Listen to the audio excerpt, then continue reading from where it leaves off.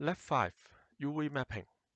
In this lab, we are going to use the UV editor in Maya to make texture mapping. First, we need to apply a material to the object. Select the object and then go to the Rendering tab. There are totally 6 gray spheres. We select the fourth one, Lambert material. Click this icon to apply the Lambert material to the object and then go to Attribute Editor. Find the Lambert 2 tab, and here you should be able to see the color attributes.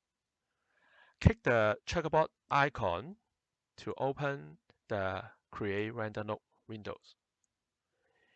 In this window, we are going to add a stock texture so we can see the UV mapping when we work. We choose the checkerboard pattern, which is the second row here. Click it. Then we need to show the texture in the viewport. You can press the keyboard key 6 to open it, or you can go to here, click this icon. This is called textured icon. Click here, and you can see the texture now. The initial mapping might not be the result we want. You can see some of the part may be scratched. If we want the checkerboard pattern is covering the object evenly, then we might need to adjust the UV mapping by ourselves. To adjust the UV mapping, we need to open the UV editor. It is called UV Texture Editor in the previous version. Okay, go to UV menu, and then the first one, UV Editor. Okay, this is the UV editor. If we select the object, you can see the texture mapping now is like this. This is the default UV mapping, and we are going to replace this with our own mapping. We are going to use a number of planar mapping to cut the model into pieces. You can imagine like this. We are going to cut the model surface into different pieces and flatten it to a plane. When we use the planar mapping, we need to open the option box, then we can adjust a little bit of its setting. Go to UV, and then planar is here. We click the option box to open the settings, and here we are going to change the project from to camera. We change this setting. This will use whatever angle the camera is looking at the plane that is projected. And we also check the Keep Image Width Height ratio and uncheck the Insert Projection Before Deforms. The Keep Image Width Height ratio will help us to project the UV mapping on scale. It will not distort the UV mapping to fill the whole UV plane. So now the options settings is ready. Then we go to the viewport, select the surface we want to cut it out. Here I will go to top view. Okay, show texture. Here I want to select the top surface, and I have to activate one setting to make my selection easier. Double click the select tools, and then here, camera based selections. I activate it. If this option is activated, when I make a marking to select the faces, it will only select the faces the camera can see. Okay, let's try it. Right click the models and then enter the face component mode. Drag a rectangle, and then here I select the faces the camera can see. Okay, I can check it in the perspective view. You can see the bottom side didn't select. If I didn't activate these camera-based selections, okay, let's try again. Okay, if I select like this, you can see the both sides are selected. So we need to activate these settings and then only select the top surface. Alright. Okay, here I do a little bit adjustment because I don't want to select this part. Okay, I press Shift key and then click on these few faces to deselect this fill part. Alright, do a double checking on here. Okay, I don't want to have this back part. Okay, alright, so it's good now. Alright, I go back to the top view. Okay, adjust a bit the camera. So it is ready to press the project button. Okay, let's see the result. You can see this top surface is projected in the UV editor now. Here we go to the attributes editor. We will adjust the projection width and projection height to some numbers that is easy to remember. For example, here I will adjust this two to 50.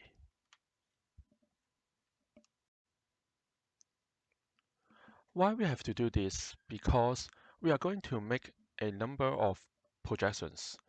If we want all the projections are having the same scale, then using a number that is easy to remember, we can use this number to set all the projections pieces.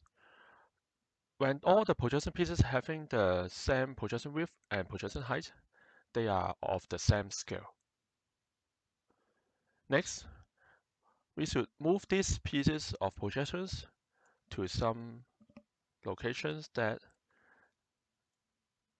is not overlap with the other projections. And then we can work on the remaining parts.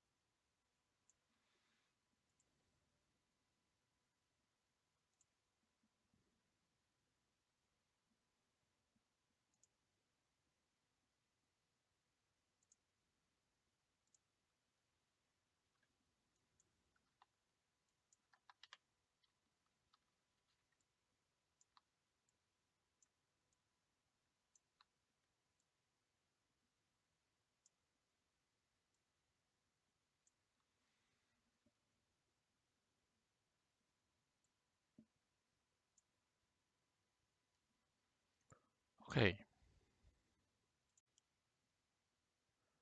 Okay, when we finish, we can move the pieces back to the checkerboard grid.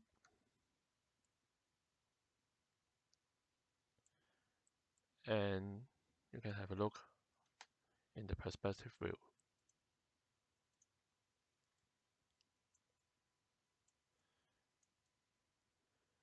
So you can see, because I divided two parts into two pieces, so they are not continuous in the pattern. And here we can edit the positions of the UV mapping to make it as near as possible. And certainly, we can connect these two pieces back to make it to have a continuous pattern. To do this, we have to use the Show tools. To use the Show tools, we have to highlight the associated edges. Right-click on the UV mapping and then select edges, and then point to the edge. You can see it also highlighted the associated edges. Click on it to select it. And then you can click the Show tools. See, they are connected together. So we can select the edges and then click the Show tools. So these two parts are connected together again. And see the pattern. Okay, maybe we have to adjust it a bit. We can right click and select UV, then adjust the positions of the UV points to make the pattern looks better.